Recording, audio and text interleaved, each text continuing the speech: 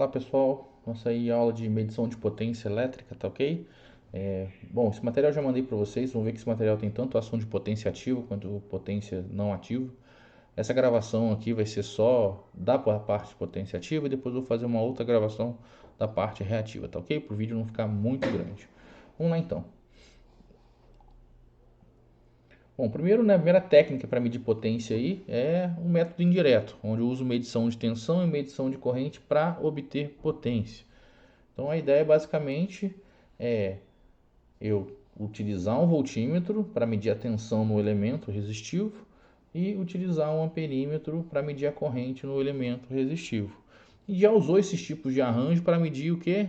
O valor da resistência. Mas nesse momento a gente quer fazer a obtenção da potência.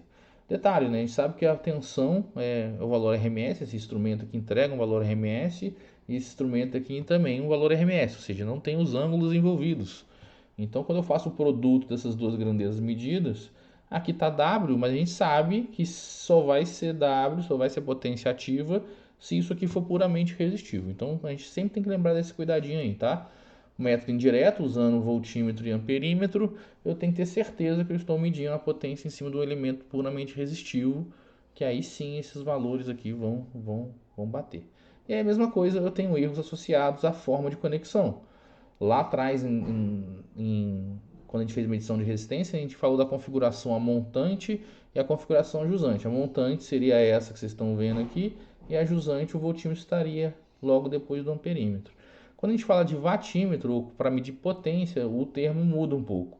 Então, aquela conexão a montante vira derivação longa, ok? Ou longa derivação, o termo mais correto, tá? Esse tipo de arranjo aqui, ele é bom, ele é utilizado quando eu tenho valores de resistência elevados, onde a corrente é pequena e a tensão é relativamente alta, ok? Os erros para esse tipo de arranjo é menor, o erro de potência é menor, tá? Lembrando, tá, gente, que esses métodos diretos não são legais. Se isso aqui fosse uma impedância com parte real e parte imaginária, né, uma composição de indutância ou capacitância aqui, ao fazer isso, eu não vou estar medindo potência ativa, eu vou estar medindo potência aparente. Eu vou estar medindo V vezes o I, ok? Que é o S, tá? Só para deixar isso bem marcadinho, bem claro para vocês aí. Tá bem claro que é medição de potência ativa em circuitos de corrente contínua, que aí faz muito sentido falar só de parte ativa, ok? Lembrem disso. Bom, aqui, né, mostrando como é que ficaria o erro desse processo. Então, basicamente, o que eu tenho, né? O W medido é a tensão medida vezes a corrente medida, ok? Só que quem é essa tensão medida? É a corrente que está sendo medida, que é a corrente que vai na resistência, vezes a resistência do amperímetro, mais a resistência, mais a corrente vezes a resistência que está sendo testada. Quando eu substituo esse V aqui na expressão de cima, eu tenho que a potência medida é a potência dissipada no instrumento amperímetro mais a potência dissipada realmente no elemento de prova. Então aí a gente vê que existe um erro RAI ao quadrado, ok? Sabendo que o real é R ao quadrado, fazendo o relativo disso, eu tenho que RA ao quadrado dividido por R ao quadrado. Corta o Z aqui, fica só uma relação de RA por R. Então, quanto maior a resistência do amperímetro, pior vai ser o erro desse processo de medição de potência. Ok? Bom, já na derivação curta, né, quando a gente fala de derivação curta, é algo similar à conexão jusante lá na medição de resistência. Então ele fica próximo aqui, ele fica em paralelo com a resistência, com o elemento que a gente está medindo a potência em corrente contínua. Então nesse caso aqui, né, de novo, eu vou ter a tensão e a corrente, só que agora a tensão é correta, ou seja, eu estou medindo realmente a tensão em cima do elemento R, só que a corrente agora não é mais a corrente que passa no elemento R, é a corrente do elemento R mais a corrente que desce para o voltímetro, ok? E aí, de novo, né, como destaca aqui, quando se tem tensões reduzidas e correntes elevadas, pois a corrente do voltímetro é reduzida. Ou seja, esse tipo de arranjo aqui é bom para quando esse cara aqui, eu quero medir a potência numa resistência pequenininha, por exemplo, uma resistência de armadura, a potência para na resistência de armadura, onde a corrente é muito alta e a tensão é pequenininha. Casos desse tipo assim que eu posso utilizar esse arranjo, onde a tensão está a derivação curta, ou seja, está próximo ao elemento que eu estou querendo medir potência. Tudo bem? Bom, o erro, a mesma linha de raciocínio, né? A potência medida é a tensão V medida vezes a corrente I medida, que aqui a I medida é essa I', sendo que I' é a I que está realmente sendo dissipada, está passando pelo resistor, que está dissipando potência, mais a corrente no voltímetro, ok? Bom, substituindo, eu tenho que o W medido é VI mais VIV, substituindo aqui. E aí eu venho agora, eu sabendo que o W real é só VI, vai ficar como essa expressão. Substituo aqui, no final das contas eu tenho só IV sobre I. Só que quem é IV? IV é a tensão V aplicada aqui, que a gente já sabe, dividido pela resistência do voltímetro. E quem que é I? A mesma coisa, a mesma tensão dividido por R. Então, no final das contas, eu tenho que o eu relativo depende da relação entre a resistência que eu estou querendo medir, né? A resistência que eu quero medir potência, dividido pela resistência do voltímetro, ok? Então, naturalmente, esse cara aqui, quanto menor for, menor vai ser o erro. Aqui um exemplinho, né, para fazer a conta. Resolver, então ficaria o quê? Colocando aqui na tela do meu OneNote aqui. Bom, aqui está fácil, né? Eu tenho os valores da resistência interna do amperímetro e da resistência interna do voltímetro. Uma, o RA. O RA é igual a 0,01 ohms, ok? O RV, que é a resistência do voltímetro, lógico, é um valor muito maior, 1 kΩ. Em geral, o real é muito maior do que isso, mas é um exercício para a gente praticar. E a resistência, que a gente vai ver a dissipação de potência, tem um valor de 0,1 ohms, ok? Bom, lógico, né? A potência dissipada vai depender da tensão que a gente aplicar nessa resistência R. Mas aqui, como a gente está fazendo cálculo só do erro, é só aplicar os elementos. Então, o erro relativo na conexão longa vai ser o RA dividido por R. E o erro relativo na conexão curta vai ser o R sobre o RV. E aí fica fácil essa continha. RA 0,1 e o R 0,1. Esse cara aqui 0,1 dividido por 1000. E aí, vamos ver quanto vai dar? Então, o erro aqui vai ser de 0,1 vezes o 100, para a gente ter isso em porcentagem. E esse cara aqui vai ser o quê? Vai ser 0,1 dividido por 1000, vai ser 0,0001. 1, 2, 3, isso mesmo, vezes o 100, para ter em porcentagem. Então aqui eu vou ter aqui um erro de 10%, um erro relativo de 10%, e aqui eu vou ter um erro de 0,1%. Ok, pessoal? Então dá para ver nitidamente aí que a derivação curta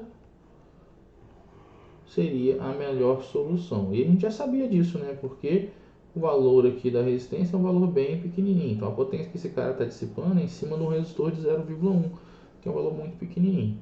Ok? E dá para ver nitidamente que esse voltímetro aqui de 1K, em geral ele é mega, então o erro seria menor ainda. Ok?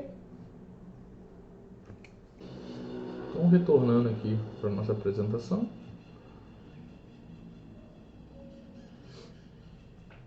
Retornando à nossa apresentação, a gente fecha esse assunto das medições indiretas. Lembrando que só posso usar tensão e corrente se eu estiver usando circuito de corrente contínua. Se eu estiver usando o circuito de corrente alternada, eu tenho que garantir que o valor RMS desses caras aqui está medindo simplesmente em cima do elemento resistivo. E muitas vezes isso não é possível, ok? E aí você estaria medindo o valor da potência aparente, ok? Bom, vamos lá, método direto. Método direto também para corrente contínua ou corrente alternada. Eu falo porque tanto um quanto o outro, esse tipo de instrumento, a construção dele, eletromecânica, permite medição em corrente contínua e em corrente alternada. O watímetro ele já te dá o valor no ponteiro da grandeza, então você vai medir já o valor em watts, pronto.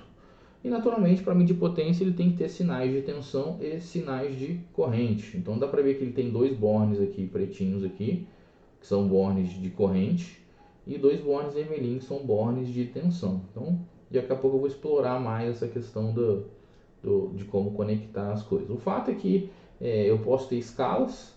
Repare que quando eu mudo a escala, eu estou mudando a escala de tensão, pois a corrente é constante ou máxima fixa.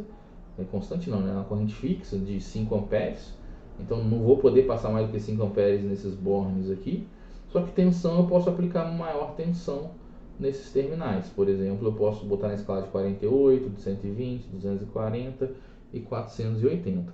Naturalmente, se eu estiver medindo 480 e tiver 5 amperes, vai ser uma potência diferente se eu estiver medindo 48 volts e também passando 5 amperes, tá?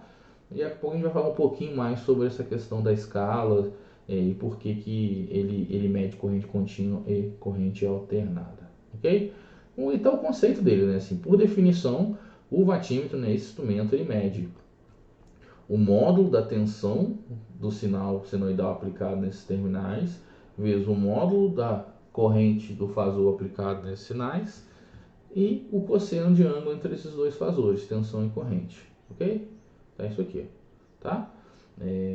Então, como está dizendo, portanto, somente com a leitura de tensão e corrente não se obtém a potência ativa, há necessidade do uso do watímetro, por isso que a gente chama de medição direta, ok?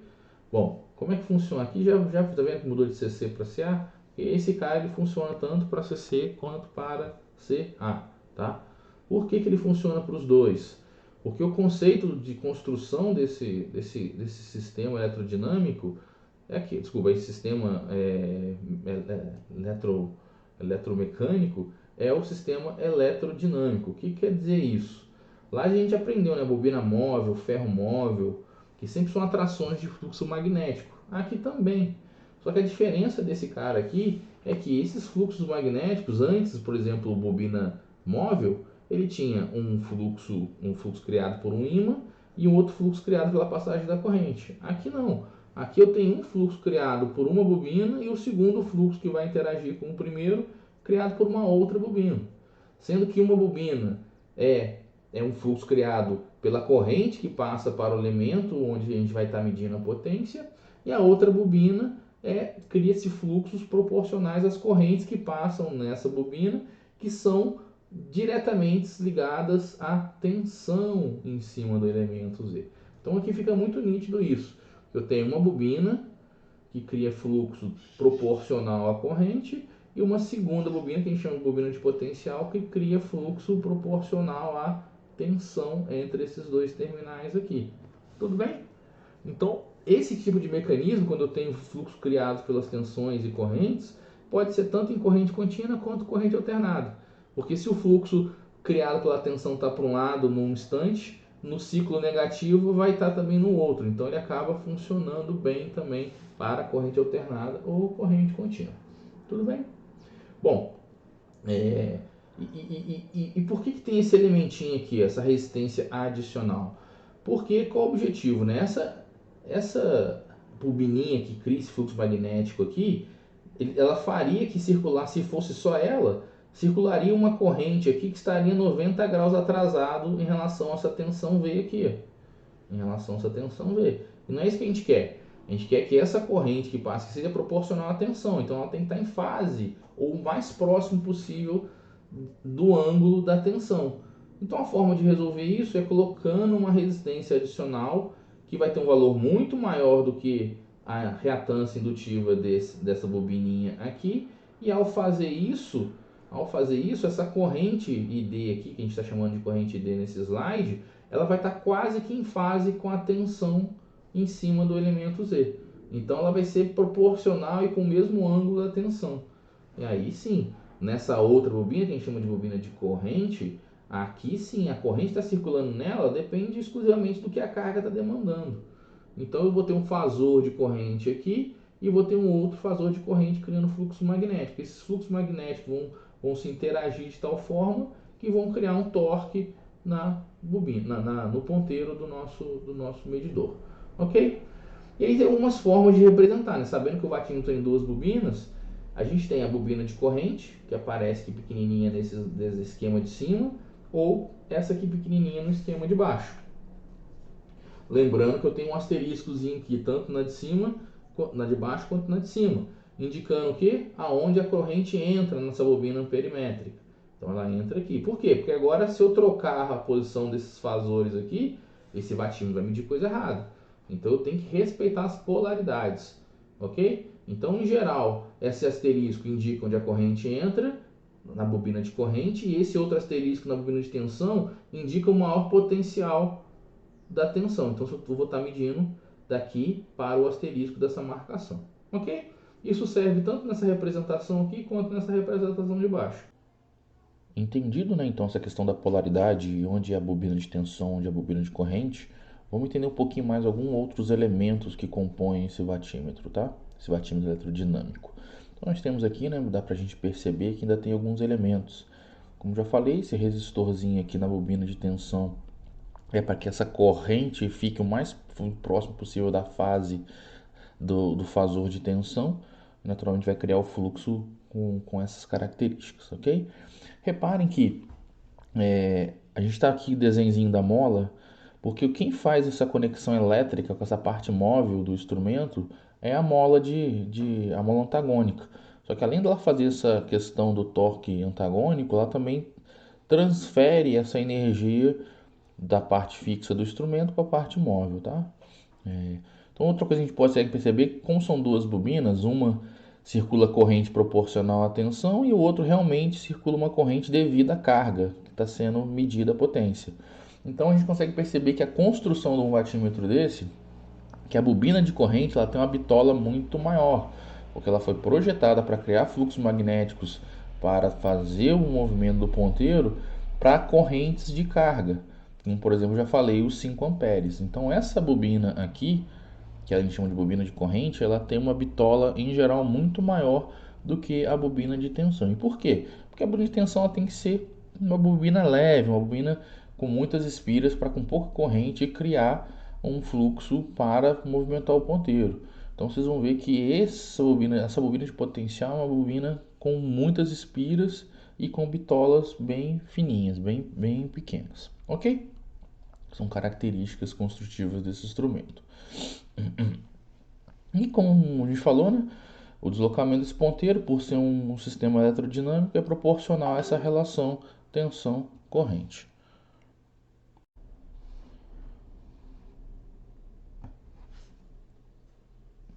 Bom, então é bom destacar, né, que a bobina de corrente é fixa, com poucas esfias e fio grosso, ou seja, a criação do fluxo não precisa de muitas espiras, porque a corrente já vai ser alta.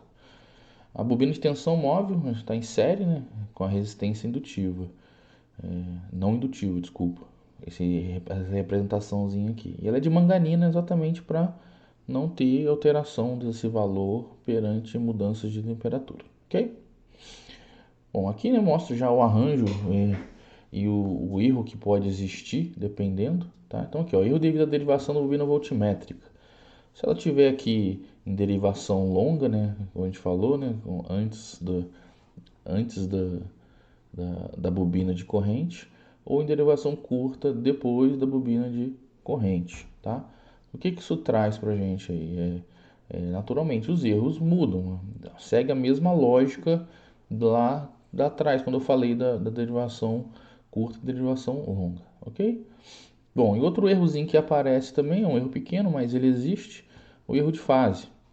A bobina voltmétrica não é perfeitamente resistiva, portanto existe uma diferença angular delta aqui, ó, atrasada em relação à tensão V. Essa IV é a que realmente entra lá na relação do, da indicação do ponteiro. Então, o ideal seria que esse θ fosse zero. Mas a gente sabe que a relação daquele indutor com aquela resistência ainda existe ali um ângulozinho, que em geral é muito pequeno, tá?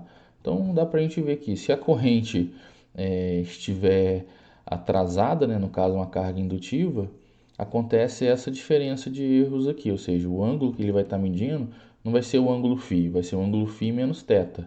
Já se for a carga capacitiva, ele vê uma abertura maior, portanto seria o φ mais esse θ. O ideal seria esse θ ser zero, na verdade ele é bem próximo de zero.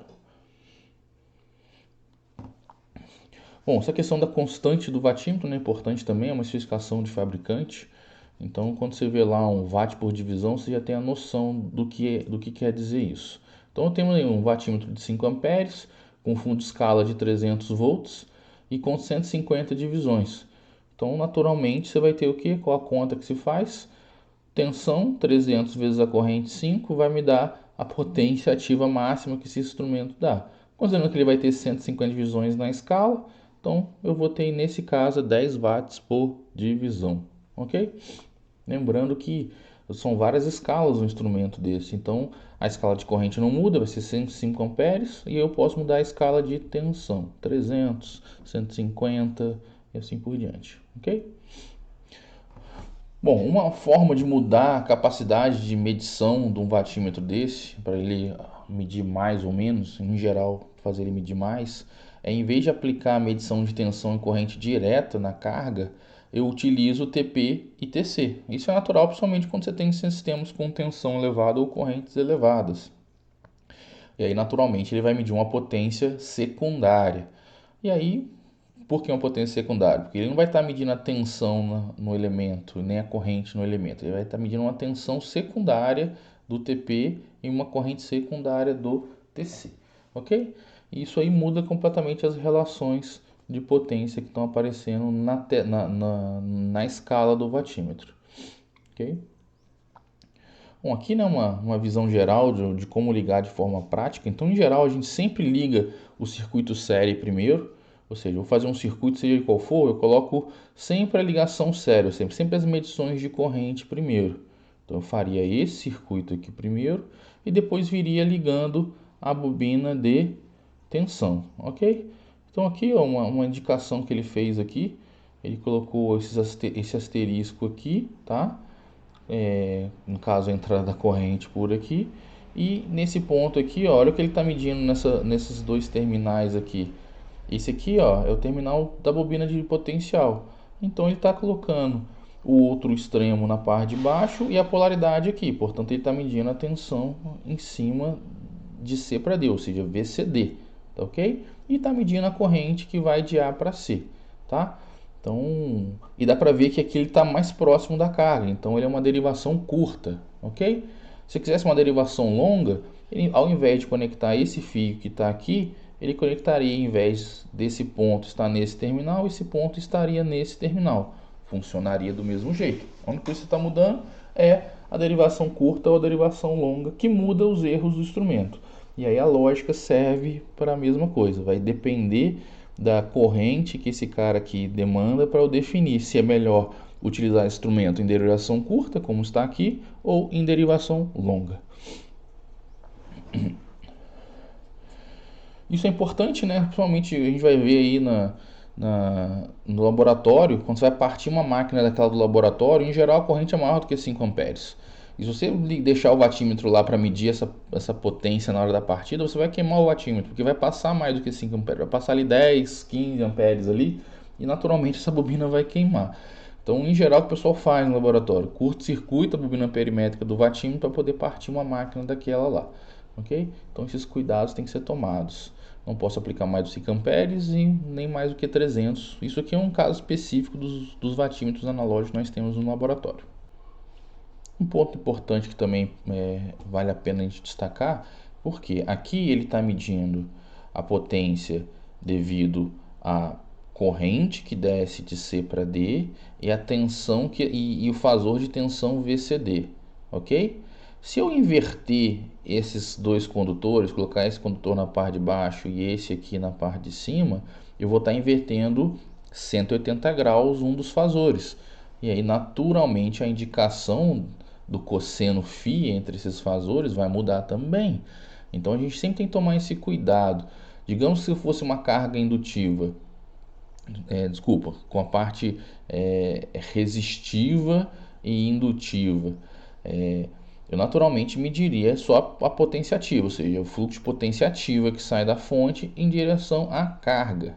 Mas se por acaso aqui também fosse uma outra fonte e eu tivesse um fluxo de potência entre o lado esquerdo e o lado direito, eu poderia sim ter uma potência ativa fluindo do lado direito para o lado esquerdo.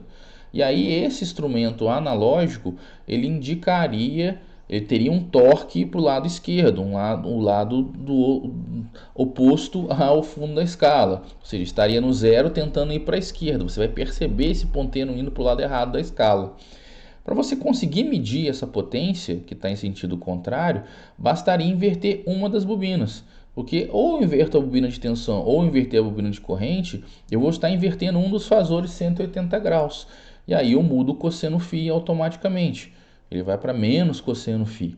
Então é uma forma muito prática de se fazer a medição de valores de potências que estão em outro sentido, ok? Isso é muito comum também nos laboratórios, principalmente a gente está fazendo paralelismo com a rede ou fazendo medição de conexão Aaron. Mais para frente isso vai ficar claro o que seria essa conexão Aaron, tá? Isso aqui são textos explicando tudo isso que eu estou falando para vocês. E aqui já é uma outra filosofia já de vatímetro. Aqui não é mais um eletrodinâmico, é um vatímetro de indução, ok?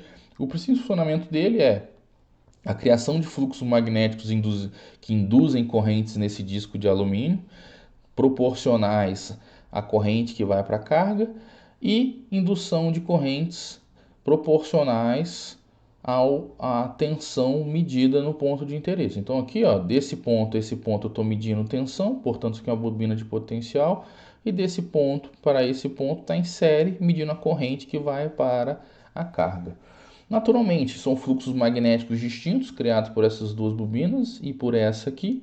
Esses fluxos magnéticos induzem tensões que fazem circular corrente nesse disco de alumínio. O defasamento angular e as direções dessas correntes no disco fazem criar o que? Fluxos que vão se interagir de tal forma que vai fazer um torque nesse alumínio aqui, nesse disco de alumínio, fazendo o ponteiro mover através de uma mola antagônica aqui. Ok? Então é outra forma de fazer. Esse mesmo princípio aqui vai ser melhor explicado quando a gente for falar de medidor de energia. Esse princípio que vocês estão vendo aqui vai ser falado lá no medidor de energia. Então nada mais é do que energia, a integração de potência. Ok? Isso vai ficar claro lá na frente quando a gente for falar. Esse princípio vai ficar mais claro quando a gente for falar de medidor de energia. Ok? Uma outra técnica de se fazer também a medição de potência, não é tão comum, mas é possível se fazer dessa forma, é através de vatímetro térmico. Basicamente você tem a carga, você tem a tensão e corrente, e você tem alguns elementos que dissipam calor nesse circuito, por exemplo o R1 e R2. O R1 vai fazer uma dissipação de calor e vai aquecer uma mola bimetálica. Mola bimetálica, qual a ideia dela? São duas juntas metálicas distintas com dilatação térmica distintas.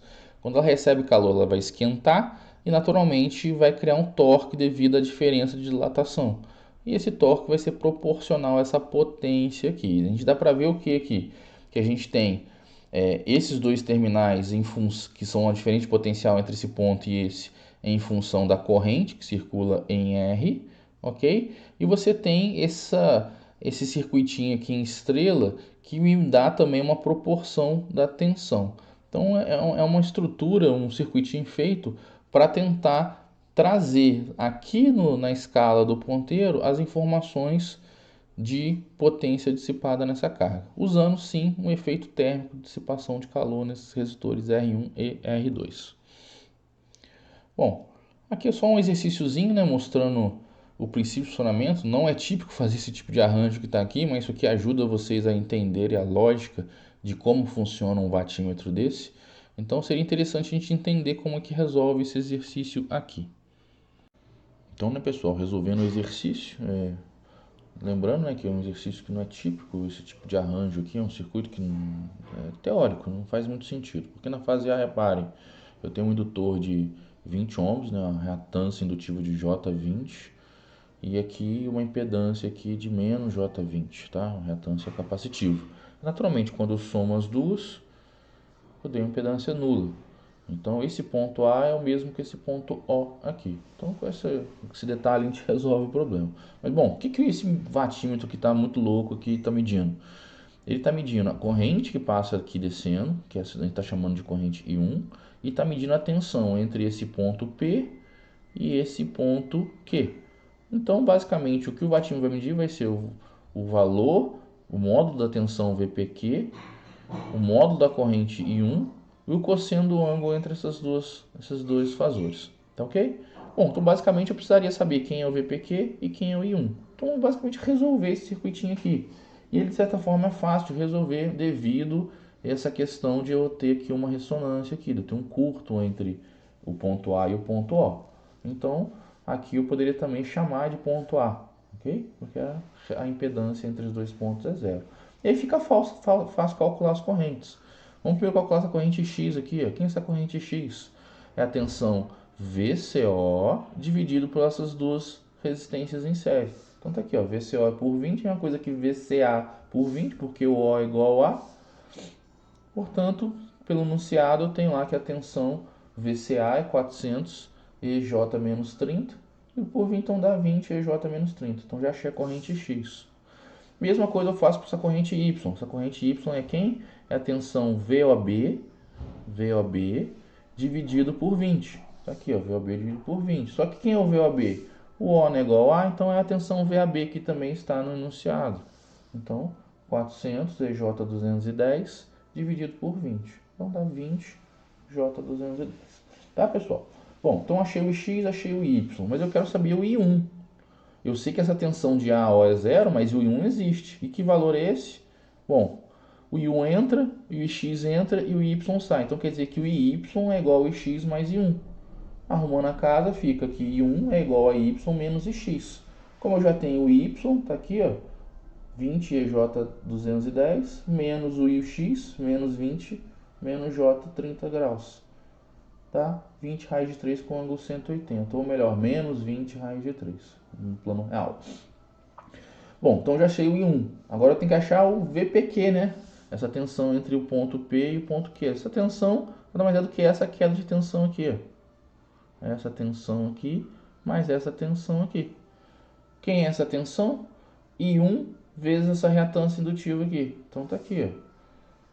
Menos J20 vezes o I1, mais essa tensão aqui. Que tensão é essa aqui? 10. Com a corrente eu estou subindo, então tem que descer aqui com essa corrente. Menos Ix. 10 menos Ix. Substituindo tudo, dá 811,52, se eu não fiz conta errada, com um ângulo de 102,32 graus. Acabou. Já sei quem é VPQ. Isso aqui eu já sei. E eu já sei também quem é esse cara aqui. Sabendo isso, substituo aqui embaixo os valores dos módulos, 811,52 e 20,3. E o cosseno da diferença angular entre esses caras. Qual que é a diferença angular entre esses caras? A tensão é 102,32 e a corrente é 180, então menos 180. Fazendo a conta dá 5.998,27 watts. Ou seja, está medindo algo que não faz sentido nenhum, tá ok? Mas é para vocês entenderem a ideia do watímetro. Tudo bem?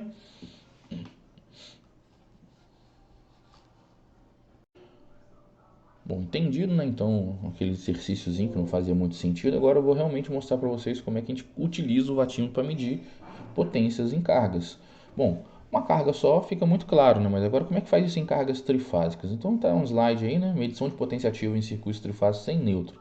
Conjunto de slides aí onde vão ver que a carga não tem a conexão com o neutro. Nesse caso particular aí, a gente tem acesso àquele ponto central ali. Não é um ponto conectado ao neutro do sistema, mas sim ao neutro da carga, um ponto central ali de uma carga estrela. Bom, como é que se faz então? Coloca esse watímetro do jeito que está aí, ó, medindo a tensão no terminal A, medindo a tensão naquele terminal neutro central ali, ok? Que é o neutro da carga, não é o neutro do sistema, tá? Bom, então o que esse watímetro está medindo? Está medindo a tensão em cima dessa carga Z, e medindo a corrente dessa carga Z. Então ele está medindo a potência dessa carguinha Z especificamente. Como é uma carga equilibrada, a gente está partindo desse pressuposto que essa carga é uma estrela com o neutro acessível e equilibrada, com tensões equilibradas e impedâncias equilibradas, eu consigo saber que a potência total dessa carga trifásica vai ser 3 vezes a medição de uma fase. Ok? Então, quando eu faço esse tipo de arranjo aqui, eu estou medindo a potência dissipada nessa impedância. Portanto, se todas as outras estiverem dissipando a mesma potência, eu posso afirmar que a potência total é 3 vezes esse valor. Ok? Então, isso é um arranjo quando eu tenho acesso a isso. Mas, às vezes, eu não tenho acesso a esse ponto aqui, num sistema sem neutro. Por exemplo, um circuito em delta. Num circuito em delta, eu não tenho aquele ponto central. Então, não tem como fazer. Ou eu teria que colocar o watímetro para medir essa tensão e essa corrente aqui, ou eu crio um neutro artificial. Como se faz isso? A gente coloca uma carga trifásica equilibrada. Ao fazer isso, eu vou ter esse ponto. Esse ponto aqui é um neutro artificial da carga.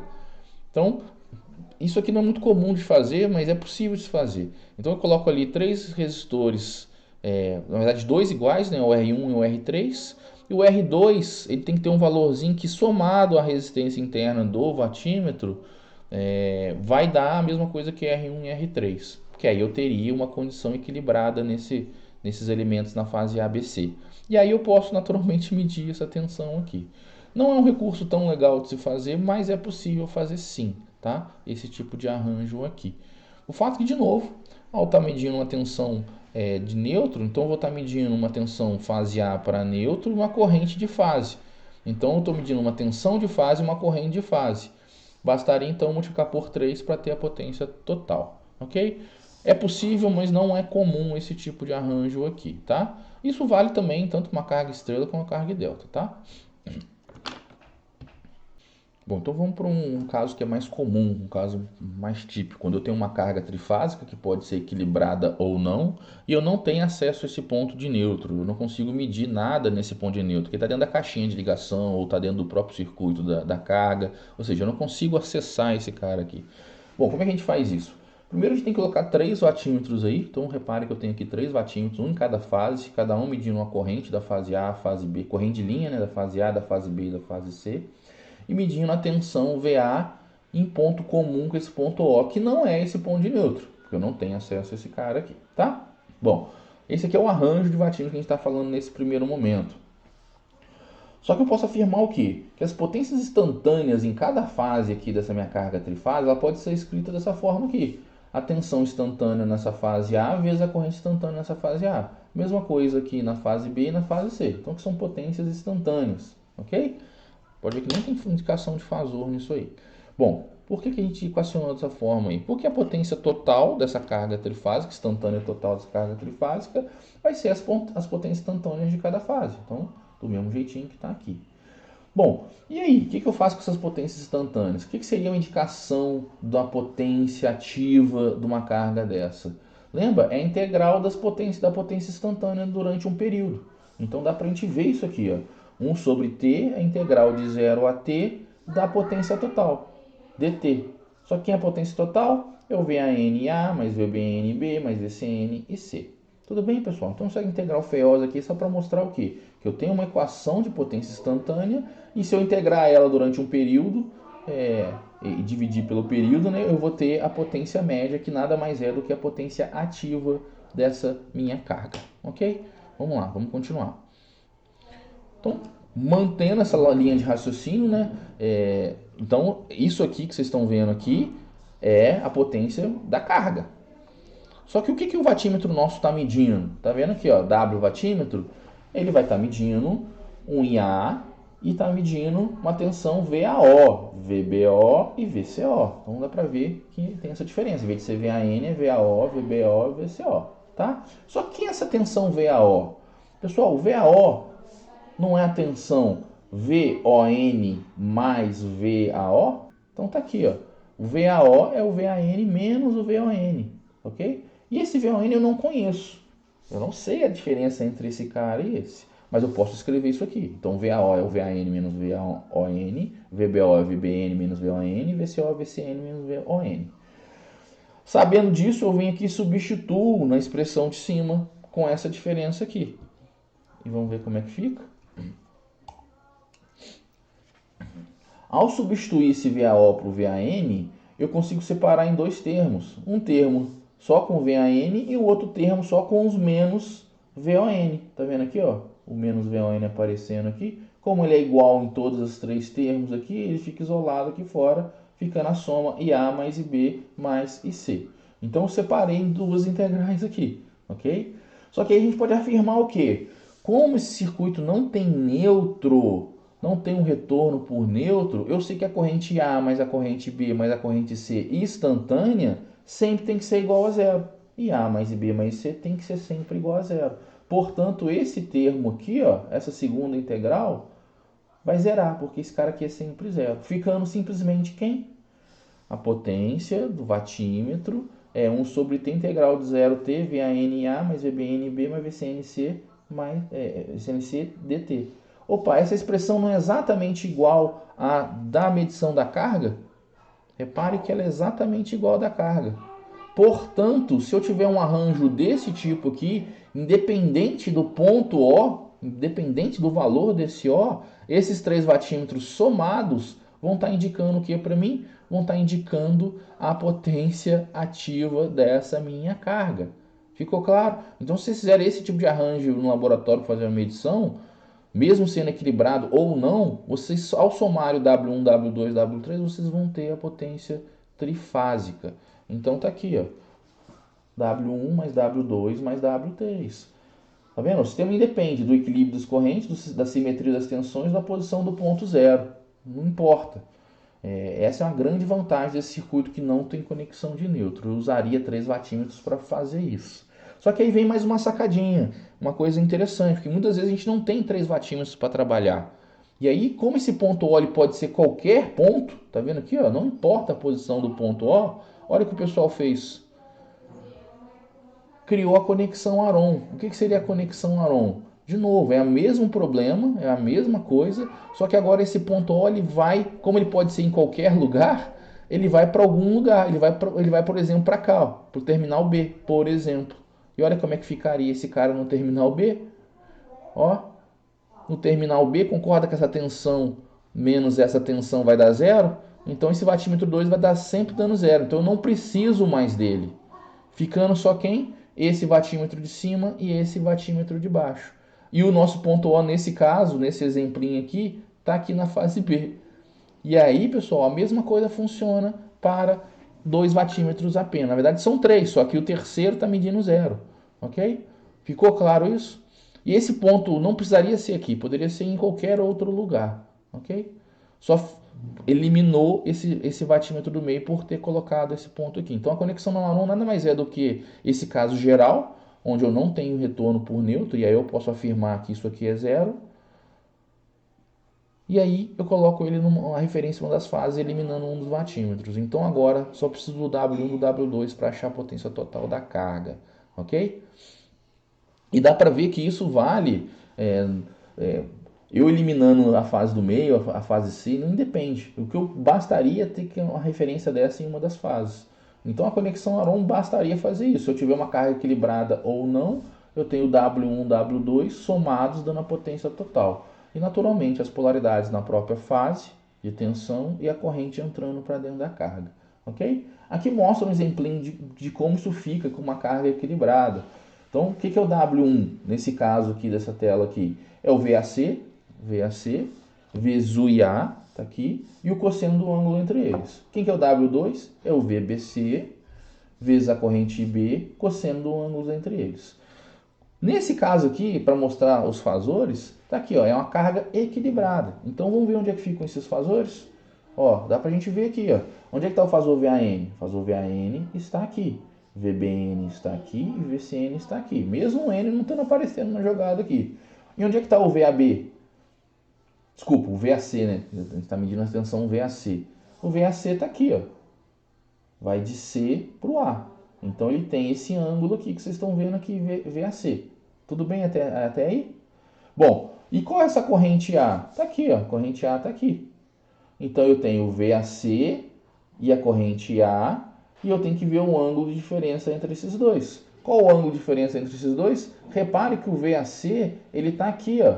Conseguem ver que ele está aqui a 30 graus? Então o que no final das contas acontece? Acontece isso aqui, olha, para mostrar que é um caso particular da conexão Aron. Os módulos não vão mudar, ok? VAC e A, VBC e A, eles têm os mesmos módulos, porque a carga está equilibrada. O que muda é esse termo do cosseno.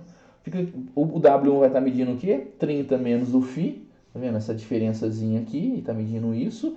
E o W2 vai estar medindo 30 mais. No final das contas, o que vai acontecer? Esse ângulo φ aqui vai definir os valores de W1 e de W2.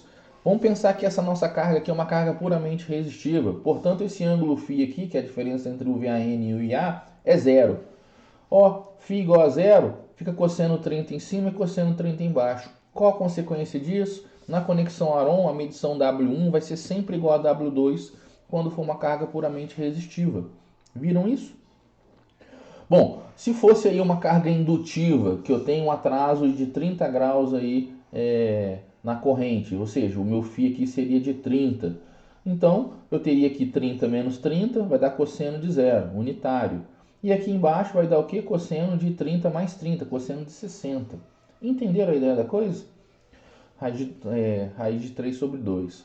Bom, o que eu quero dizer para vocês? Que isso cria alguns casinhos, alguns cenários interessantes. O primeiro foi esse que eu já falei, né? Que quando tem só resistência, a medição dos dois vatinhos ficam iguais, ok? E aí eu somo os dois para ter a potência trifásica total. E eu posso ter o seguinte cenário.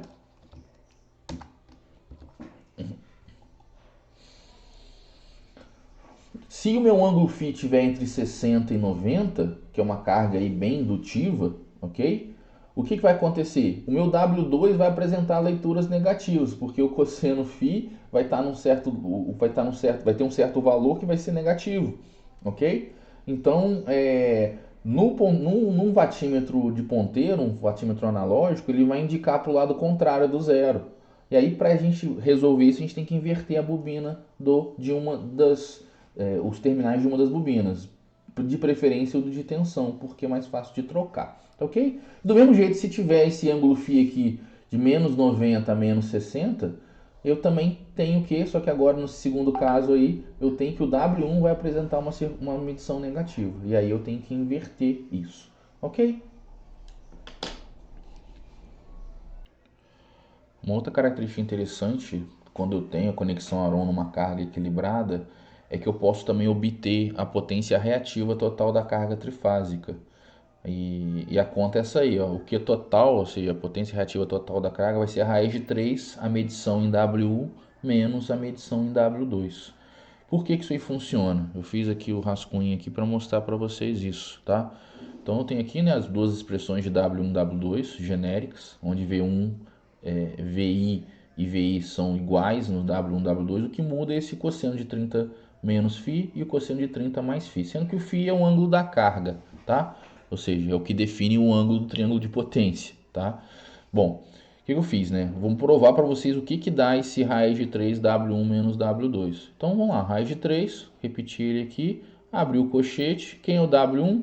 VI cosseno de 30 menos φ. Eu já fiz a distribuição, cosseno A mais B é cosseno A cosseno B menos seno A seno B. Então tá aqui, ó. VI cosseno de 30 vezes cosseno de menos φ menos VI seno de 30 seno de menos φ. Primeiro W1. Menos o W2, está aqui, ó, menos o W2. Quem é o W2? VI cosseno de 30 vezes cosseno φ mais φ menos VI cosseno 30 vezes seno mais φ, tá? Arrumando a casa, né, eu só joguei o do VI para fora aqui. Vai ficar então raiz de 3 VI, cosseno de 30, cosseno de menos φ, menos seno 30, seno de menos φ, menos cosseno 30, cosseno φ, mais seno 30, seno φ, ok? E aí eu posso afirmar o que, tá, pessoal? Desculpa, antes de fazer as afirmações, vamos lá. Quem é cosseno de 30? Raiz de 3 sobre 2. Quem é menos seno de 30? Menos meio. E aí por diante. Então, raiz de 3 sobre 2 cosseno de menos φ, menos meio seno de menos φ, menos raiz de 3 sobre 2 cosseno de φ, mais meio seno de φ, tá? Bom, aí o que eu posso afirmar também? Eu sei que o cosseno de um ângulo φ negativo vai ser igual ao cosseno do ângulo φ positivo. A gente sabe aí que o conjugado deles, o cosseno deles vão ser iguais. Portanto, cosseno de menos φ é igual a cosseno de φ. Então eu venho aqui e substituo. Está aqui, ó, onde a cosseno de menos φ é igual a cosseno de φ. Ok? Bom, e outra afirmação que eu posso fazer é o quê? Que o seno de um ângulo menos φ vai ser igual a menos o seno do ângulo φ. Ok? Bom, de novo, substituo isso aqui. Então, onde tem aqui menos φ, vai ficar menos... Desculpa, seno de menos φ vai ficar menos seno φ. Então, substituir aqui também, ok? Ao fazer essas duas substituições aqui, o que eu tenho aqui embaixo? Eu tenho essa expressão. E dá para ver que eu consigo cortar esse cara com esse cara, ok? Eu corto esses dois, ficando só meio de seno de φ mais meio seno de φ. portanto, seno de φ. Então, no final das contas, quando eu faço esse produto aqui, raiz de 3 W1 menos W2, eu estou obtendo o quê? Raiz de 3, a módulo da tensão, módulo da corrente, seno φ. Só que raiz de 3 VI não é o S do nosso triângulo de potência, então ficou S vezes seno φ. Então, se eu for desenhar aqui rapidamente aqui um triângulo de potência aqui, né? Eu tenho o S aqui, o P aqui e o Q aqui. E aqui eu tenho o nosso ângulo φ, que é o ângulo da carga, né? Vou botar aqui o tridentezinho aqui. Quem é esse Q? Ficou fácil, né? Q é igual a S seno φ. Ok? Sendo que esse S é o VI. Então, VI, raiz de 3, né? Raiz de 3, tensão de linha, corrente de linha, seno φ. Ok, pessoal? Então, sim, com essa conexão Aron, tá? Com essa conexão Aron, tá? Deixa eu voltar aqui. Com essa conexão Aron, se única e exclusivamente a carga estiver equilibrada, porque essas expressões aqui só funcionam, são verdades se a carga estiver equilibrada, tá? Eu posso afirmar que a potência reativa é obtida utilizando uma medição de watímetros, ok? Aqui um exemplinho, tá? 2 watímetros são instalados conforme abaixo para medir a potência da carga desequilibrada constituída de um motor trifásico M de 6 kW, cosseno φ08 indutivo ligado em triângulo delta, e de uma resistência de 4 kW entre as fases A e B. Determinar a leitura dos watímetros W1 e W2 e a soma deles. Então, basicamente, eu tenho que resolver um circuitinho aí bem simples. Eu sei as tensões VA, VB e VC, né? VAB, VBC, VCA, os fasores dela. Então, basicamente, eu precisava só saber as correntes IA, IB e C. Vamos fazer isso aí rapidinho? Então, né, rapidinho a gente resolve isso aí. Eu tenho ali, então, as tensões VAB, VBC e VCA. Já dá para ver que está em sequência de fase inversa. Tá vendo? O VBC está em 120 graus, ele está para cima e o VCA está para baixo. Então, já vi que dá uma sequência de fase inversa. Então, eu vou colocar isso aqui no note que eu já resolvi aqui para vocês verem. Primeira coisa, né? Eu tenho as tensões VAB, VBC, VCA.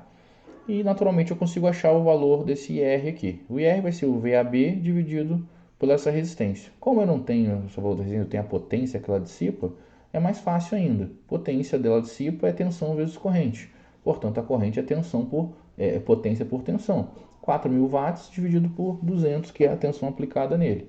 Então, eu tenho uma corrente de 20 amperes. E eu sei que o ângulo dessa resistência, está em fase com a tensão aqui. Se a tensão VAB tem ângulo zero, essa corrente também vai ter ângulo zero, ok? Bom, eu preciso saber o IA e o IB, né? Mas para saber o IA, eu tenho que saber quem é a corrente que vem para o motor.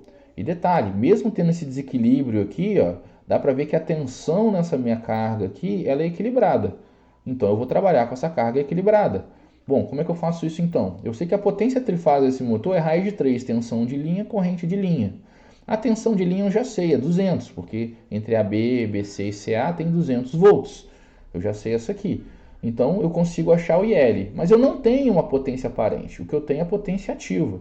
Mas eu sei que potência aparente é potência ativa por fator de potência. Ou melhor, potência ativa é potência aparente vezes o fator de potência. Nesse caso nosso aqui é o cosseno φ. Tá? Então, arrumando a casa aqui, substituindo, eu tenho então que a corrente de linha, o módulo da corrente de linha, é a potência desse motor, raiz de 3 tensão de linha vezes o fator de potência. Substituindo os valores, 6.000 dividido por raiz de 3 vezes 200, vezes 0,8. Eu tenho um módulo da corrente que vai para esse motor, da corrente de linha que vai para esse motor, ou seja, o módulo de 1, o módulo de 2, o módulo de 3 é igual a 21,65. Lógico, eu estou arredondando aqui. Tudo bem? Bom, agora eu preciso saber os ângulos, né, desses caras, porque o IA vai ser o I1 mais o IR, mas eu tenho que saber quem é esse fasor I1. Eu só sei o módulo dele, eu não sei o ângulo dele. Para isso eu tenho que saber onde é que está essa tensão VA. Porque a tensão VA vai me indicar qual o ângulo desse 1. Esse ângulo de 1 vai ser θ graus, devido a esse fator de potência aqui, atrasado do VA. Pelo fator de potência, né, fazer arco cosseno de 0,8, eu tenho um ângulo aqui de 36,87. Então essa corrente I1, ela está 36,87 graus atrasado da tensão A. Mas, então esse ângulo, essa corrente aqui tem um ângulo de menos 36? Não, não tem. Porque essa tensão VA, ela não está no 0 graus. Quem está no 0 graus é a tensão VAB. E aí eu tenho que achar onde é que está esse VA. O melhor jeito de fazer isso é montando o diagrama fasorial. Então aqui, ó, o VAB com ângulo 0, o VBC com ângulo 120 e o VCA com ângulo menos 120. A única forma de eu ter o VABC aqui é na sequência de fase reversa. Tá aqui, ó, o VA está 30 graus adiantado, então o VA eu já sei que ele está a 30 graus adiantado. O VB está a 30 graus adiantado desse BC aqui, então ele está em 150 graus. E o VC está a 30 graus adiantado desse menos 120 aqui do CA. Então ele está com menos 90. Ok? Então eu já sei onde estão os fasores VA, VB e VC. Portanto, a primeira resposta minha, o VA está com mais 30 graus. Portanto, o I1 vai ser o quê? O ângulo do I1 vai ser o módulo, que eu já sabia, 30 graus, que é o ângulo da tensão A, menos o atraso devido ao fator de potência dela, menos 36. Então, esse I1 está em menos 6,87. Ok? Faça a mesma coisa para o I2, que é a corrente que vai na fase B desse motor. O módulo eu já sei, 21,65, e o ângulo vai ser o quê?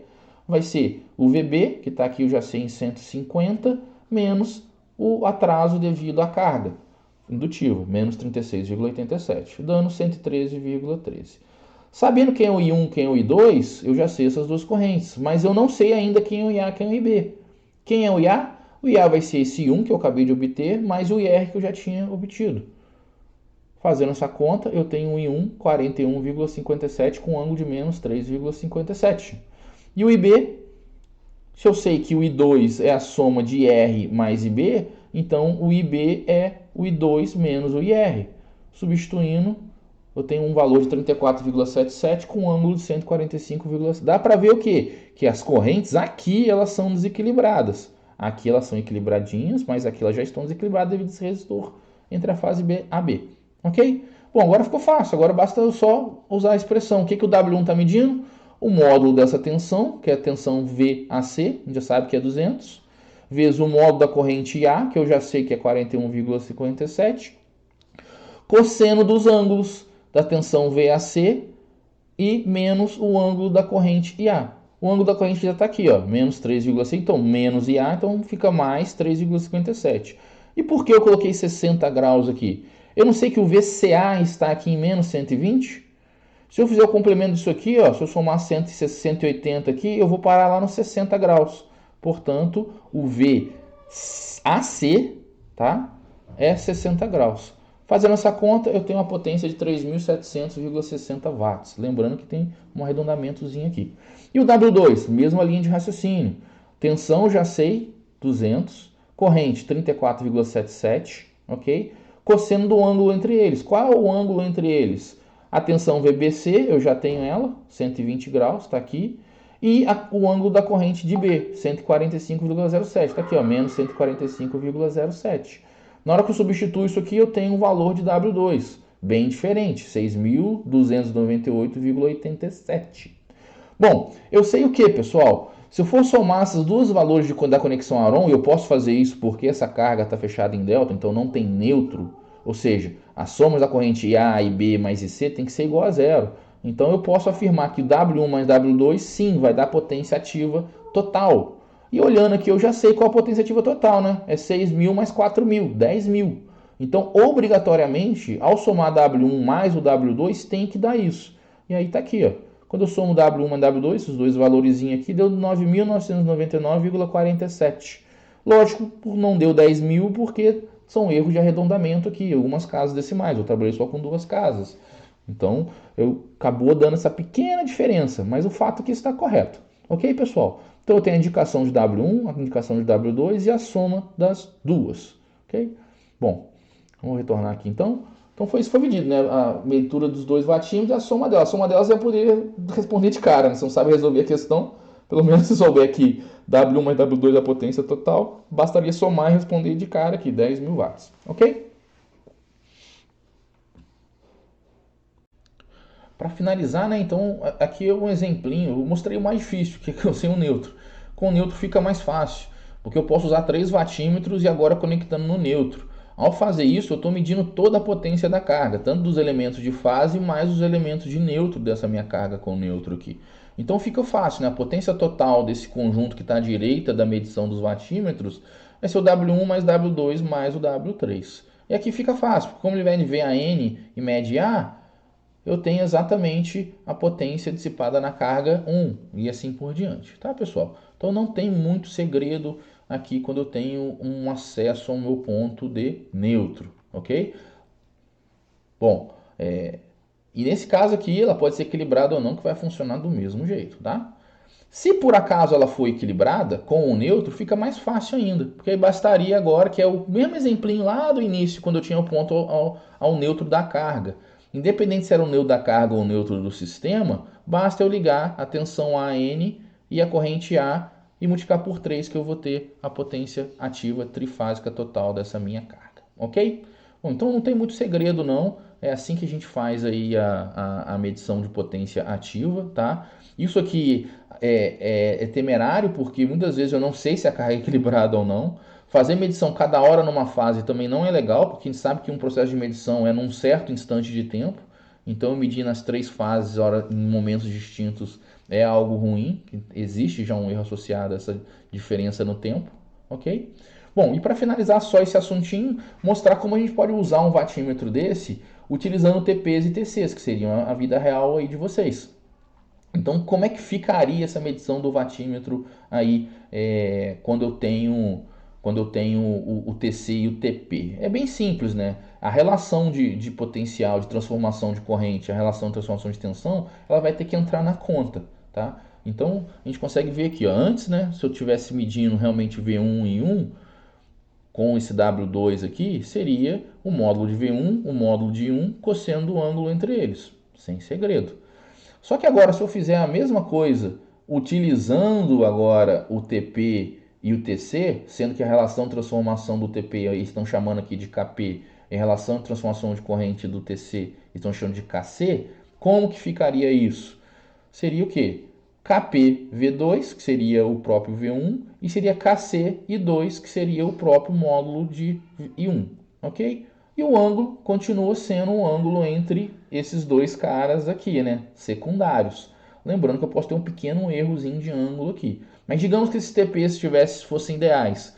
O ângulo do V2 seria o mesmo ângulo de V1. E o ângulo de I2 seria o mesmo ângulo de 1. Então, isso não mudaria, ok?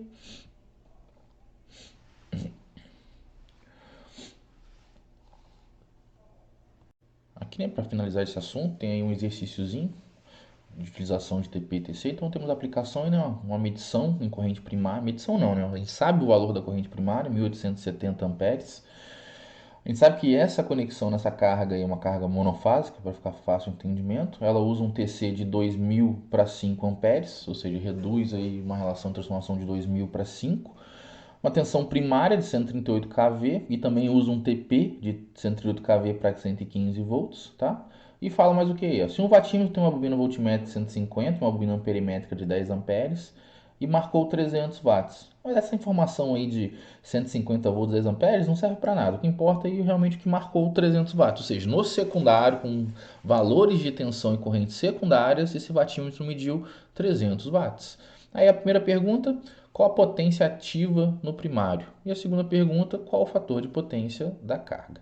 Bom, coloquei também, já deixei prontinho aqui.